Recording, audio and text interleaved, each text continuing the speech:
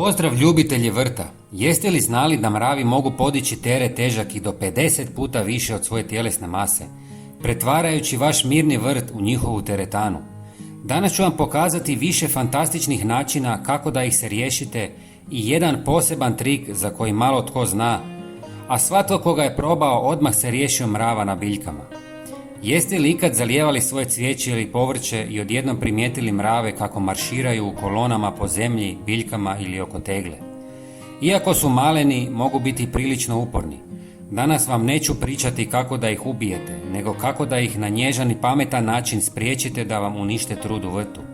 I to bez kemije, bez štetnih otrova i bez panike. Mravi nisu uvijek neprijatelji. U prirodi oni imaju važnu ulogu. Rade red u tlu, razgrađuju ostatke i hrane se drugim sitnim kukcima. No, kada u vrtu postanu previše aktivni, pogotovo u kombinaciji s lisnim ušima, vrijeme je za blagu intervenciju. Za početak jedno zanimljivo pitanje.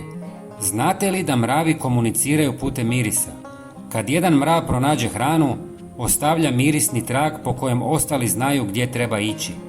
Zamislite to kao nevidljivu autocestu. A sad zamislite da tu autocestu netko iznenada prekrije mirisom koji mravi ne podnose. Pogodili ste, zbune se, skrenu s puta ili jednostavno odustanu. Jedan od najpoznatijih mirisa koji mrave ne vole je miris cimeta. Pospite ga oko područja gdje primjećujete njihovu aktivnost. Nije štetan za biljke, a vama će vrt mirisati na kolače. Slično djeluje i klinčić, kurkuma ili kajenski papar. Njihovi mirisi su jaki i zbunjujući za mrave. Ako volite aromatične biljke, tu je metvica. Mravi ne vole njezin svjež miris, pa možete posaditi nekoliko busenova oko osjetljivih biljaka ili čak napraviti prirodni sprej od metvice i vode, te njime lagano poprskati rubove gredica. Isto vrijedi i za lavandu. Osim što tjera mrave, privlači pčele i leptire, a vrt vam miriši kao ljetni dan u Provansi. Jedna zanimljiva prirodna metoda je korištenje kore citrusa.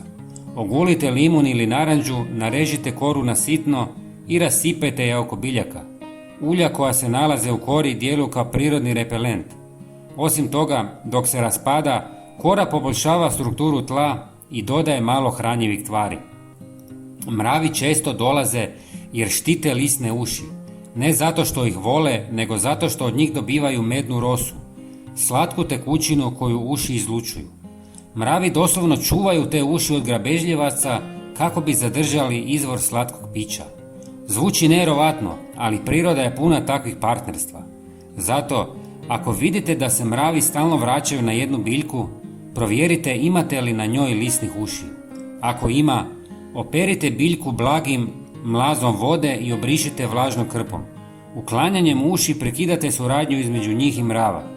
To je najvažniji korak u sprječavanju mrava bez da ih povrijedite. Jedna metoda koju malo tko koristi je korištenje oštrog materijala oko biljaka. Na primjer, ljudske jaja ili sitna diatometska zemlja stvaraju površinu koja je mravima neugodna za hodanje. Pazite samo da ne udišete prašinu ako koristite diatometsku zemlju. Također, možete napraviti prirodnu barijeru pomoću običnog prozirnog selotepa. Da, malo ljudi zna za ovu metodu.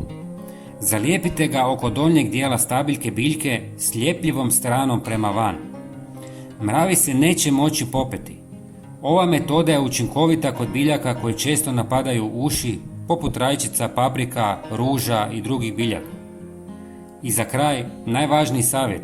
Održavajte vrt čistim, uklanjajte ostatke hrane, zrelo voće koje padne na tlo i redovito pregledavajte biljke. Mravi dolaze tamo gdje ima hrane i vlage.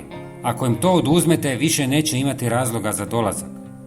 Mravi su fascinantna bića i u mnogim slučajevima korisni suradnici u prirodi, no kad ih je previše na pogrešnom mjestu, vrijeme je za blagu intervenciju. Kroz male i jednostavne promjene i prirodne trikove možete stvoriti ravnotežu u vrtu i omogućiti biljkama da rastu zdravo i bez stresa. Ako ste nešto naučili novo ili imate svoje trikove za odvraćanje mrava, pišite u komentarima. Volim čuti iskustva drugih vrtlara. Ne zaboravite ostaviti like ako vam je ovaj video bio koristan i pretplatite se na kanal jer vam svaki dan dijelimo nove savjete iz vrta. Pretplata je potpuno besplatna. Vidimo se uskoro i neka vaš vrt bude pun života, ali bez neželjenih gostiju. Hvala vam i pozdrav!